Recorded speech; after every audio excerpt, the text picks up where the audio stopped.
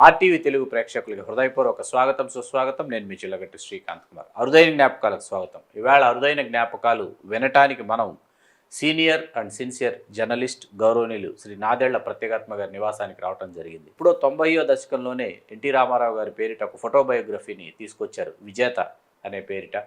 అది ఆ రోజుల్లోనే కాదు, ఆ తర్వాత రోజుల్లో కూడా చాలా సంచలనాన్ని సృష్టించింది. నమస్కారం నాదెళ్ల ప్రత్యేగాత్మ గారు. నమస్కారం. రామారావు గారి మీద మీ అభిమానానికి అంకురార్పణ ఎప్పుడు ఎక్కడ ఎలా జరిగింది? అంటే నేను చిన్నప్పటి నుంచి పెరిగింది చెన్నైలో అండి. అంటే మద్రాసులో.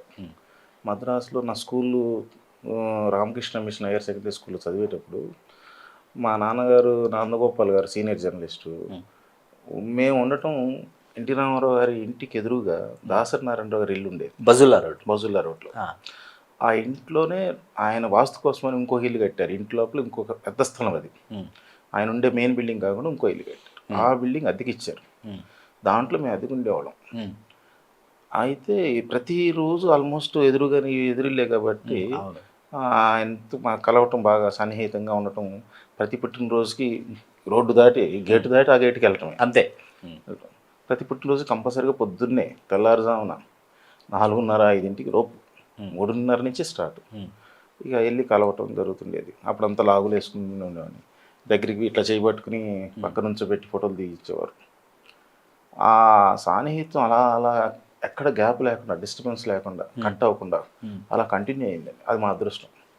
ఏదో 1 సంవత్సరం 2 సంవత్సరాల తర్వాత మళ్ళీ మేము వేరే దావని ఎటో వెళ్ళిపోవటం, ఆ గ్యాప్ అనేది రాలేదు. మా ఫాదర్ వాళ్ళు కానివ్వండి, మేము పెరిగి పెద్ద అయ్యేంత వరకు కూడా సాన్నిహిత్యం అలా కంటిన్యూ అయింది. అలా నా డిగ్రీ కంప్లీట్ అయిపోయే టైంకి ప్రత్యేకించి నందమూరి తారక రామారావు గారే పెద్ద ఆయనే మా ఫ్యామిలీని ఇక్కడికి షిఫ్ట్ చేయించారు, హైదరాబాద్. వారి బలవంతం మీద అనొచ్చు. ఎందుకంటే మాకు హైదరాబాద్ రావాలన్న ఉద్దేశం ఏ కోశానా లేదు. అక్కడ బాగుంది, కంఫర్టబుల్గా ఉన్నాము. వచ్చి తిరిగి వెళ్ళిపోవడం కూడా జరిగింది మద్రాస్కి. ఎందుకంటే భాష మనకు రావట్లేదు. అప్పుడంతా హిందీ మాట్లాడేవాడు. ఇక్కడ ఫుడ్ కూడా చాలా డిఫరెంట్గా ఉంది. టిఫిన్లు దొరికేవి కదా, దొరికే కాదు అసలు. తమాషా ఏంటంటే అండి, ఇక్కడికి వచ్చిన తర్వాత మాకు ఒక IJ36 అని ఎర్రమంజిల్ కాలనీలో ఒక క్వార్టర్ ఇచ్చారు, IAS ఆఫీసర్ క్వార్టర్స్ ఇచ్చారు. ఆ దాంట్లో ఉన్న IAS ఆఫీసర్ని మెదక్ డిస్ట్రిక్ట్ ట్రాన్స్ఫర్ చేసి ఆ ఇల్లు మాకు అలాట్ చేశారు. అప్పుడు వరకు మమ్మల్ని స్టేట్ గెస్టుల కింద రాజ్భవన్ పక్కన దిల్కుష్ గెస్ట్ హౌస్, దాంట్లో పైన సూట్ రూమ్ ఇచ్చారు. సరే, ఒకసారి ఫస్ట్ టైం నా లైఫ్లో హైదరాబాద్ వచ్చాను. అది ట్రైన్లో వచ్చాను. అప్పటికి మా ఫాదరు, మదరు, మా సిస్టర్ అందరూ వచ్చారు. నేను విడికి వెనకాల వచ్చాను. వచ్చిన తర్వాత ఆ రోజుల్లో ఏముందండి, మనకి ఆర్భాటాలు ఏం లేవు. మామూలుగా ట్రైన్ ఎక్కేస్తాం, వచ్చేసి స్టేషన్ బయట ఆటో ఎక్కేసి వచ్చేసే రకాలు. ఇప్పటిలాగా ఓవర్లు, లొకేషన్లు పెట్టుకోవటాలు అంత లేదు కదండి. సెల్ ఫోన్లు లేవు, అడ్రస్ కనుక్కోవటాలు. ఆటో ఎక్కేసి ఈ అడ్రస్ చూపించి ఎర్రమంజిల్ కాలనీ తీసుకెళ్ళమంటే తీసుకెళ్ళాడు. ఇంటి అడ్రస్ ఎదుక్కోవడానికి 3 గంటలు పట్టింది నాకు. 6-3-4- ఇంత పొడుగుండేది. మద్రాసులో మాకు ఎలా ఉంటుందండి, మాకు పలానా బజుల్లా రోడ్డు, ఇంటి నెంబరు 9, ఒక సీరియల్ నెంబర్ ఉండేది, స్ట్రీట్ నెంబరు, హౌస్ నెంబర్, 1 2 3 4 ఆ సీరియల్గా ఉండేది. ఒక ఇంటి తర్వాత ఒక ఇల్లు. ఇక్కడ ఒక నెంబర్ ఉంటే రెండో నెంబర్ ఇంకో చోట ఎక్కడ ఉండేది కదా, ఆటో ఉండేది. ఇక్కడ మాది IJ36, 35కి వెళ్తే 36 లేదు అక్కడ. ఎవరిని అడిగినా చెప్పరు 36 ఎక్కడ ఉందో. ఒకటి పక్కన 36 ఉందండి. అప్పుడు మనకు 3 గంటల పాటు ఈ సిస్టమ్ మనకి ఏంటి అంత కొత్తగా ఉంది, అంత హిందీ, తెలుగు రాదు. వెళ్ళిపోయాను. మళ్ళీ ఆయన నేను అనుకోవటం అటువంటిది ఆయన ఎంటర్టైన్ చేయరు. ఒకసారి పిలిపించినాక, ఆహ్వానం ఇచ్చినాక, ఆతిథ్యం ఇచ్చినాక వద్దనుకుని వెళ్ళిపోయినా తిరిగి మళ్ళీ ఆడ మొహం చూడటం కానీ రప్పించడం కానీ రామారావు గారు అంతటి వ్యక్తిత్వం ఆయన చేయరు. ఎంతో అభిమానం ఉంటే తప్పితే, అవతల వాళ్ళ మీద ఎంతో ఇష్టం, అభిమానం ఉంటే తప్పితే, నా వాళ్ళు అనుకుంటే తప్పితే, లేదంటే నేను పిలిచాను. ముఖ్యమంత్రి స్థాయిలో ఉన్నారు, అంతే కదా ముఖ్యమంత్రి. నేను పిలిచాను, ఆతిథ్యం ఇచ్చాను, గౌరవం ఇచ్చాను, అన్నీ ఇచ్చాను. వద్దనుకుని వెళ్ళిపోయినప్పుడు ఇంకా మర్చిపోతారు. అది మళ్ళీ వాళ్ళంతరాలు మళ్ళీ వచ్చి 10 సార్లు అడిగినా ఇంకా అవకాశం ఇవ్వరు. ఒక్క మా విషయంలోనే అంటే ఆయనకి లోన ఎంతో ఉంది మా మీద అభిమానం, సొంత మనుషులు అనేది ఉంది. పిలిపించి మళ్ళీ కాదు అన్నీ నేను చూసుకుంటాను, మీకు ఎటువంటి ఇబ్బంది లేదు. అప్పుడు మా చెల్లెలు డిగ్రీ మిడిల్లో ఉంది, అకాడమిక్ ఇయర్ మిడిల్లో ఉంది.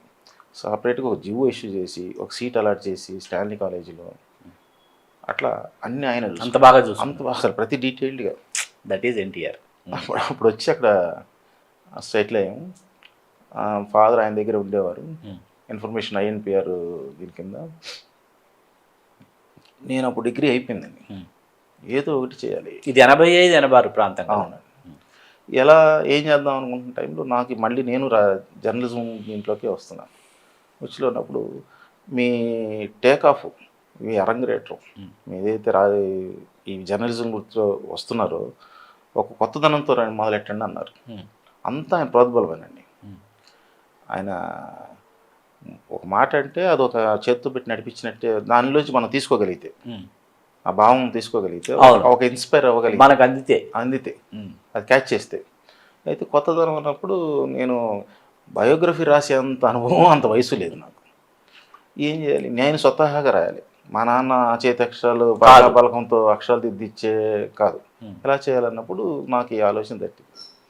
ఒక ఫోటో ఆల్బమ్ లాగా జీవితం అంతా చదవకుండానే చూస్తే అర్థమయ్యేటట్టుగా చేయాలి అనుకున్నాను.